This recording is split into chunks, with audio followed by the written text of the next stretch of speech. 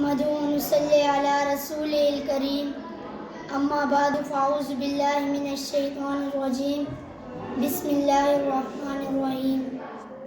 جیسی کرنی ویسی بھرنی، نہ مانے تو کر کے دیکھ، جنت بھی ہے دوزخ بھی ہے، نہ مانے تو مر کے دیکھ۔ میرے معزز اساتذہ کرام اور میرے معزز سامعین دوستوں، السلام علیکم ورحمۃ اللہ وبرکاتہ۔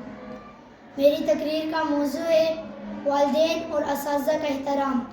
اللہ تبارک و تعالیٰ نے ہمیں والدین کے ساتھ حسن سلوک کرنے کا حکم دیا ہے، اور استاد ہمارے روحانی باپ کا درجہ رکھتا ہے۔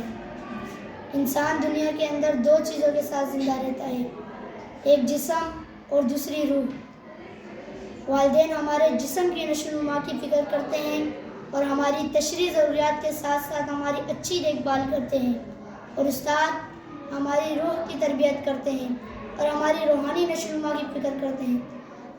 اگر ہم ان دونوں کی فکر اور محبت کو دیکھیں تو ہم ان دونوں کی مدد سے دنیا اور آخرت میں کامیاب ہو سکتے ہیں۔